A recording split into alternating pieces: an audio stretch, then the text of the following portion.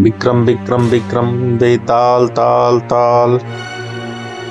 विक्रम और बेताल तीन पतियों की कहानी। सबसे योगपति कौन?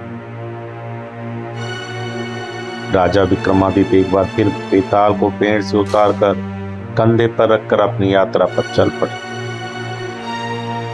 बेताल ने राजा की शांति को तोड़ते हुए एक नई कहानी सुनानी शुरू की। पुराने समय की बात है। हरिदत्त नाम का एक ब्राह्मण था जिसकी तीन पुत्रियां थी, कुमुद, माला और कनकवती।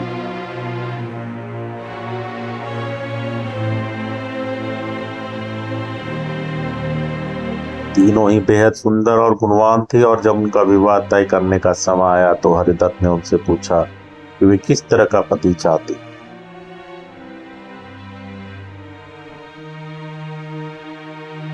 कुमुद ने कहा, मैं एक विद्वान से विवाह करना चाहती हूँ जो ज्ञान से भरा हो। माला ने कहा, मैं एक योद्धा से विवाह करूंगी जो साहसी और बलशाली हो। और कनकवती ने कहा, मैं एक ऐसे व्यक्ति से विवाह करूंगी जो बहुत धनी हो, जिससे हम जीवन में कभी किसी कमी का सामना ना करें।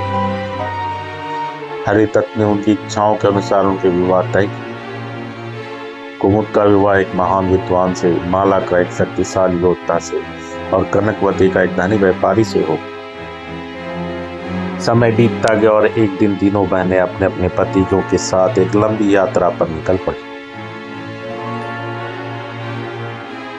का मार्ग एक घने जंगल से होकर गुजरा और तभी अचानक उन पर एक भयंकर डाकू ने हमला कर दिया।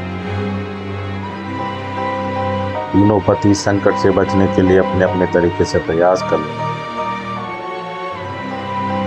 विद्वान पति ने डाकू को तर्कों में उलझाकर उसे शांत करने की कोशिश की ताकि वह कोई हिंसक कदम न उठाए। वहीं योद्धा पति ने अपनी तलवार निकालकर डाकू से मुकाबला किया, साहस दिखाते हुए उसे मारने का प्रयास किया। लेकिन डाकू बहुत ताकतवर था और लड़ाई में आसानी से हार मानने वाला नहीं था। इस स्थिति को देखते हुए व्यापारी पति ने अपनी धन दौलत का इस्तेमाल किया। उसने डाकू को बड़ी मात्रा में धन देने का प्रस्ताव रखा, जिससे डाकू ने लड़ाई बंद कर दी और वहां से चला गया।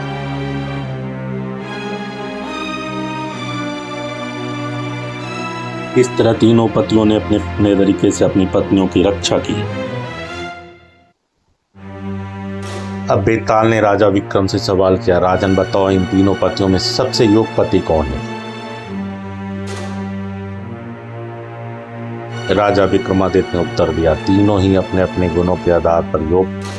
विद्वान ने अपने ज्ञान का, योद्धा ने अपने साहस का और व्यापारी ने अपने धन का सही उपयोग किया।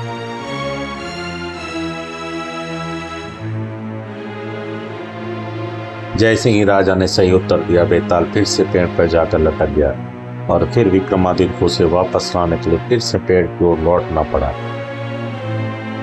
अगर आपको ये वीडियो पसंद आया तो like, comment, subscribe and share.